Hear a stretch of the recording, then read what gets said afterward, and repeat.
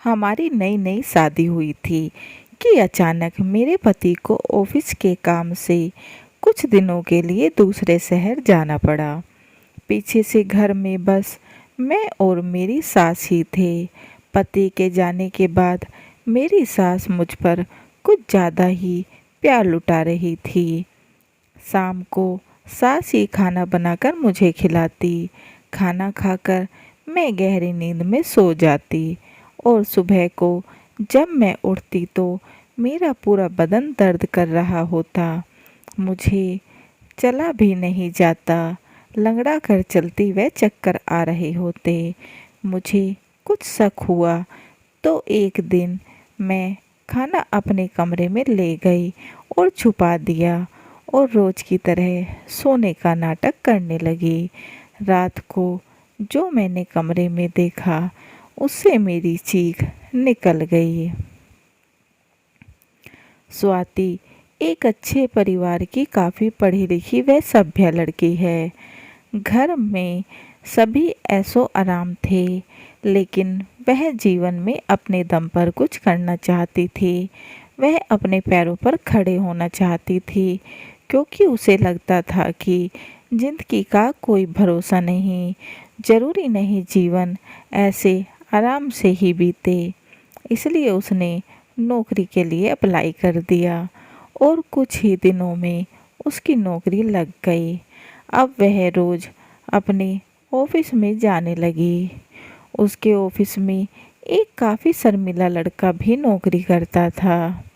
वह दिखने में भी सुंदर था। उसका नाम आरव था। आरव किसी से ज़्यादा बातचीत नहीं करता था, बस अपने काम में व्यस्त रहता। एक दिन स्वाति को रिक्शा नहीं मिल रही थी, तो वह पैदल ही घर जा रही थी।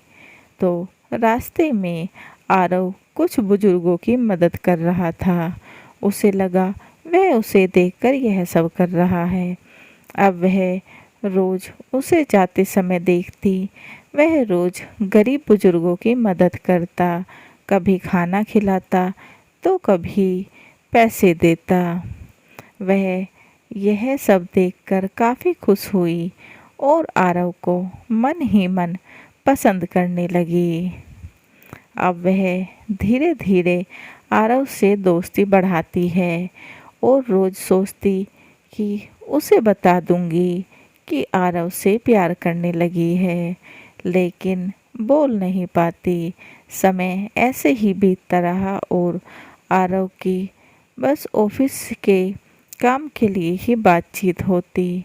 वह खाना भी साथ में खाते, ऑफिस से घर भी साथ जाते।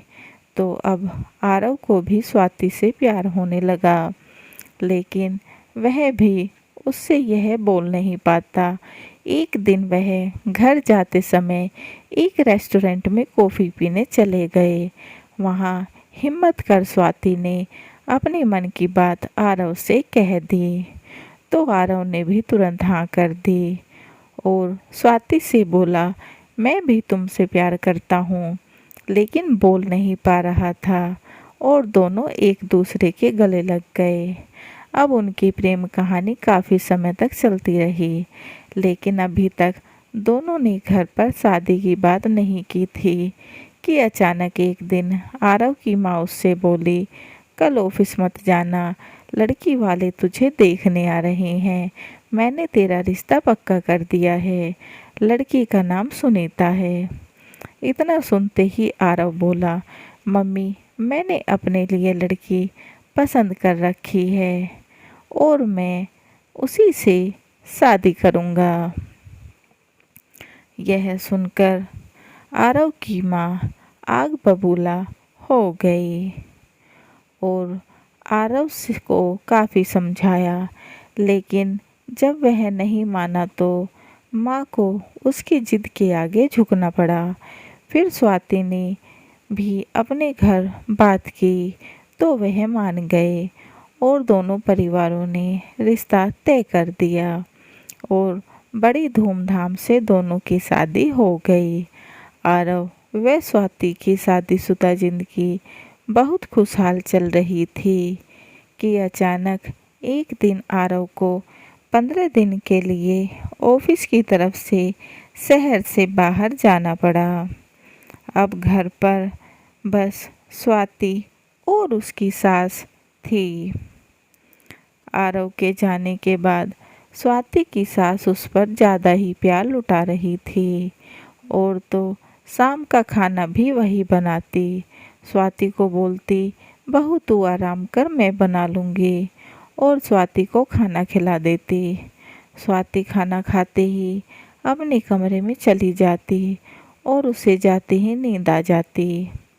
और जब वह सुबह को उठती तो उसका पूरा बदन दर्द कर रहा होता, उससे चला भी नहीं जाता, वह लंगड़ा कर चलती, वह उसे चक्कर आ रहे होते।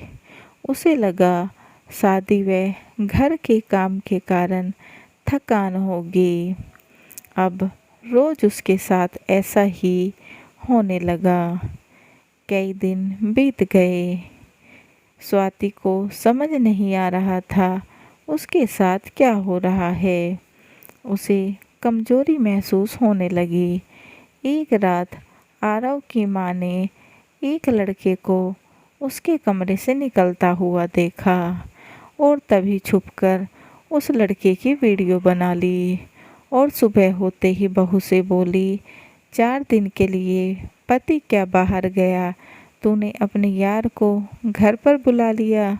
कौन था जो रात को तेरे कमरे में आया था। स्वाति सास की बात सुनकर हक्की बक्की रह गई।